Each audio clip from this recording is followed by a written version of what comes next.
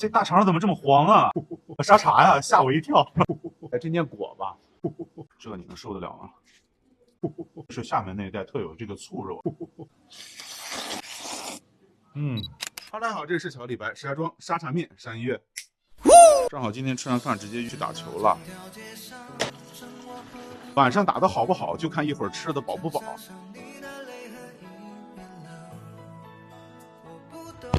这边这停车场也太夸张了。这家店是以前怀特的那家10年老店啊。中国自己熬的。这个主要是怎么做的？蒜蓉啊，葱酥啊，秘制好的这个沙茶酱，放点牛奶，中和一下，这个汤会比较柔和，比较香一点，比较丝滑。对对对。来这念果吧。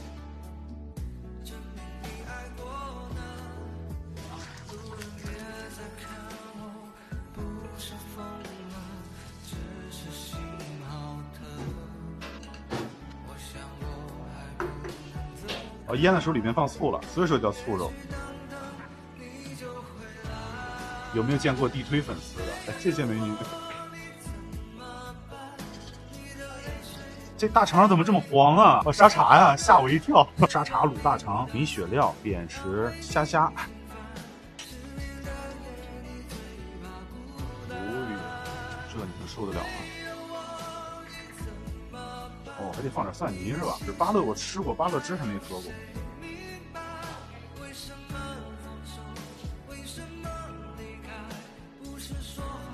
就这种沙沙的。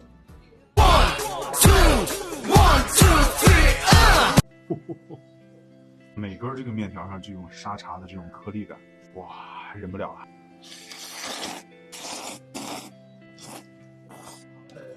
你细细的品一下，还真有点那种牛奶的丝滑的那种感觉。红葱、蒜蓉、沙茶酱，其他的保密。红葱在北方来讲，应该是很少能吃到。大家来一口。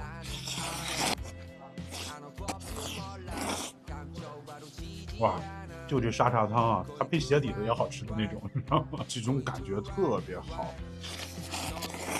酱酱乎乎、黏黏稠稠的这种。看这个大架。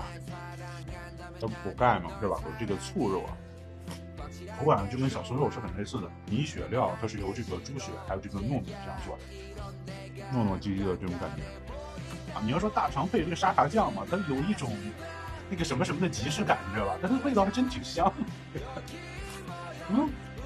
扁食了也叫做肉燕，皮儿也是猪肉，跟面粉掺到一起做的，是吧？你到他家店来，你去看那菜摊，你就会发现啊，好多都没有吃过。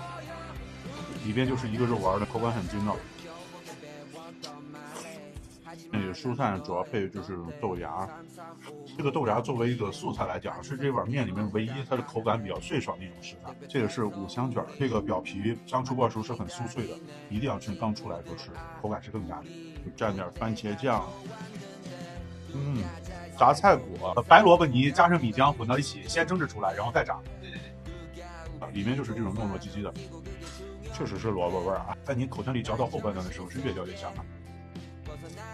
芭乐汁，去广西出差的时候也经常吃芭乐，就是这个味道，很正。碰到这种球形食材的时候，特别想把它们串起来吃。